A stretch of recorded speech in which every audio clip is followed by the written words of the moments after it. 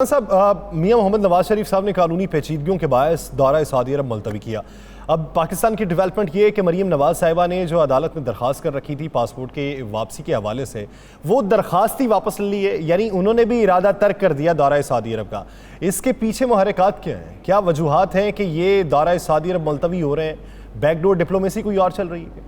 देखिए, मेरे पास जो इतला है, मैं ये इतला में अब से 48 घंटे पहले की थी और मुझे कन्फर्म किया गया था कि सोशल मीडिया और मीडिया का प्रेशर इतना था कि जिसमें जो लिस्ट बनी थी वो लिस्ट इंतहाई मुख्तसर होके कुछ लोगों पे चले गई।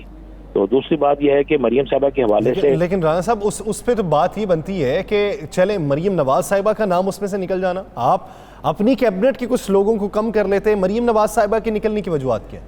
उसमें तनकीद हो रही थी। मरीम साहिबा जो है, एक तो उनका इनसे एक टेक्निकल गलती होगी जो मेरे पास, मुझे जो किसी बावसूख शख्स ने बताया, उसने कहा जी कि मरीम साहिबा का इनको लिस्ट में नाम डालना ही नहीं चाहिए था।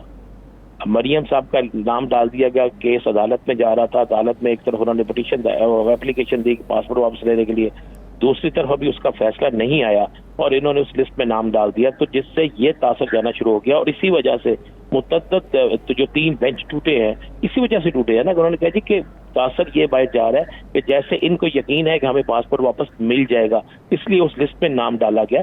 इससे जग हमसाई हुई बहुत ज्यादा यार सर। इससे अदलिया जो है वो भी, उसको भी महसूस हुआ कि ये हम पे तो तनकीद होगी सोशल मीडिया पे हर तरफ के, जनाब ये इसका मतलब इनको पहले से पता था ये सारा कुछ हो जाएगा, और जब पहले से पता था सारा कुछ होगा तो एक प्लानिंग के तहत किया गया, जिसके बाद ये मरीम साहिबा जो है उनको अदालत से अब रिलीफ फौरी मिलना मुमकिन नहीं था। मैं आपको ये मुसद्दका बात कह रहा हूँ। और उसके बाद जब, और आपको पता है, इससे बाबूजी नाराज भी हुए, बाबूजी सख्त नाला भी हुए। बाबूजी का असल आने का मकसद तो ये था, एक तो फैमिली की मुलाकात थी, दूसरा वहां पे पाकिस्तान की सियासत के हवाले से बाबूजी ने अपना रोल करना था।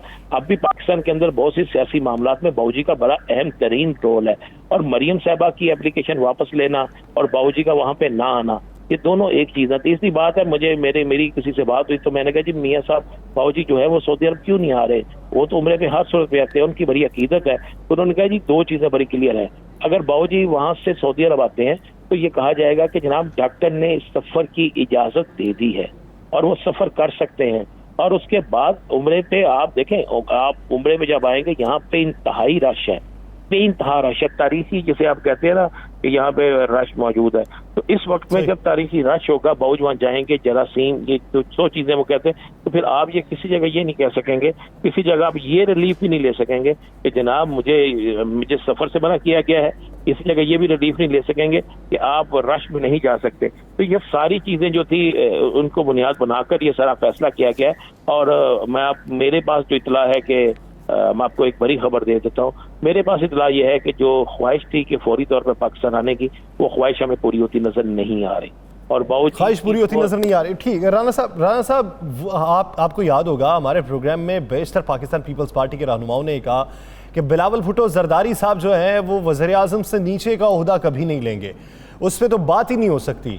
तो हम ये सब कुछ देंगे तो पाकिस्तान मुस्लिम लीग नून को देंगे, अपने इत्तेहादियों को एडजस्ट करेंगे। लेकिन अब वजारत खारजा का कलमदान संभालने के लिए तैयार हो जाना, इसके पीछे मंतिक और मसलहत क्या नजर आती? यार नहीं हो गया, हलफ भी उठा लिया ना अब तो हलफ भी उठा लिया, सारा कुछ हो गया। देखें बड़े क्लियर है, मुझे याद है हमारे प्रोग्राम में तारपुर ने कहा कि तैमूर साहब ने कहा कि वजीर आजम से नीचे कोई कंप्रोमाइज नहीं। पहली और आखिरी हमारा यह है कि वजीर आजम जो होंगे वो बिलावल भुट्टो सरदारी हो।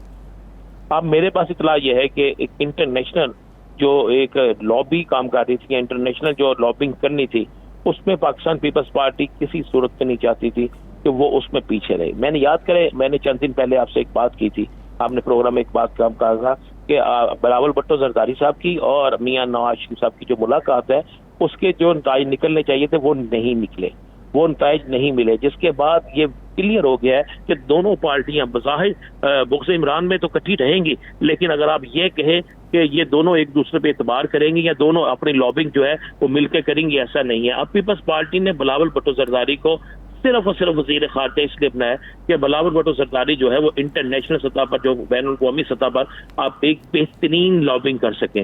वो पाकिस्तान के लिए भी लॉबिंग हो सकती है, वो उनकी आइंदा आने वाले हिकमत अमली के तहत भी लॉबिंग हो सकती है, वो आइंदा आने वाले दिनों में ان کے لیے مزید راستے کھولنے کے حوالے سے بھی لابنگ ہو سکتی ہے، یہ آپ ذہن میں رکھیے گا۔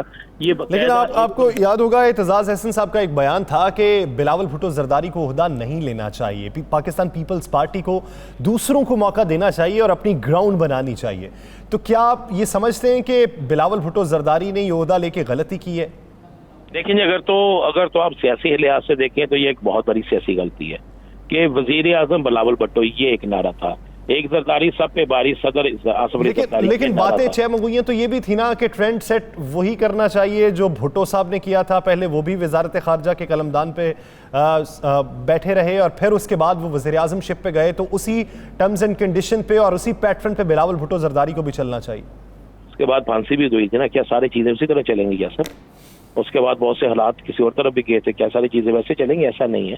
آپ ماضی سے سیکھتے ہیں، آپ ماضی سے سیکھ کر آگے چلتے ہیں، ایسا نہیں ہے۔ دیکھیں اس وقت جو میں نے جو دیکھا، جو ہم نے سنا، جو ہمارے پاس انفارمیشن ہے، بلاول بھٹو زرداری جو ہے وہ مجبوری کی حالت میں انہوں نے یہ وزارت قبول کی ہے، اور جس مجبوری کی حالت میں انہوں نے یہ وزارت قبول کی ہے اس میں بڑے اہم ترین عوامل تھے۔ نمبر ایک تو دورہ لندن کی ناکامی تھی، میں آپ کو یہ مصدقہ اطلاع دے رہا ہوں، دورہ لندن کی ناکامی تھی۔ اگر ہم اپنی سکرین پہ وہ تصویر دکھا سکیں جب باؤچی اور بلاول جو ہیں وہ بیٹھ کے آپس میں باتیں کر رہے ہیں اور وہ پریس کانفرنس کر رہے ہیں، تو آپ ذرا دیکھیں گے کہ دونوں کے چہروں کے تاثرات دیکھیں گے۔ جب دو اتحاد ہوتے ہیں تو اس کے تاثرات اور ہوتے ہیں، اور جب ویسے آپ بیٹھے ہوتے ہیں اور اس کے بعد جب بلاول افطاری کر کے نکلے تو ان سے سوال کیا گیا تو انہوں نے کیا کہا تھا؟ انہوں نے کہا جی ہم نے افطاری کیا، سیاست پہ بات ہوئی ہے تھوڑی سی۔ تو جب آپ لندن افطاری کرنے تو نہیں جاتے، آپ لندن کچھ معاملہ طے کرنے جاتے ہیں، اور جو معاملہ طے کرنے گئے تھے، میں نے آپ کو اس دن بھی کہا تھا کہ وہ کچھ چیزیں مانگنے گئے تھے، وہ چیزیں انہیں نہیں مل رہی۔ دیکھیں وزارت خارجہ ہینا ربانی گھر کے پاس تھی، ان کو وزیر خارجہ بنایا گیا تھا، امور بنایا گیا تھا، اور جس دن ان کا نام جو تھا اس میں سعودی عرب والی لسٹ میں موجود نہیں تھا، دورہ سعودی عرب میں، تو اس دن یہ نظر آنا شروع ہو گیا تھا کہ پیپلز پارٹی صحیح۔ رانا صاحب بریک لینی ہے، آپ ایک چھوٹا سا جواب، کیا آپ دیکھ رہے ہیں کہ مخلوط حکومت کے اندر پیپلز پارٹی کو وزارتیں بھی ملیں گی؟ جی بالکل، مزید وزارتیں پیپلز پارٹی کو مل رہی ہیں۔ عید کے بعد آپ دیکھ لیں گے کہ پیپلز پارٹی کچھ اور وزارتیں بھی اثر کر لے گی، اور میں آپ کو یہ بھی بتا دوں، میں نے کل بھی کہا تھا، آج بھی کہہ دوں کہ آپ کو یہ کھچڑی جو ہے یہ زیادہ دیر تک پکتی اور چلتی ہوئی نظر نہیں آئے گی۔ یہ کھچڑی زیادہ دیر تک پکتی اور چلتی ہوئی دکھائی نہیں دیتی، کیونکہ مخلوط حکومت ہے، سے اتحادی ہیں اور ہر اتحادی کو ایڈجسٹ کرنا جان جوخم کا کام ہے۔ تو دیکھتے ہیں کہ شہباز شریف اس میں کس حد تک کامیاب رہتے ہیں۔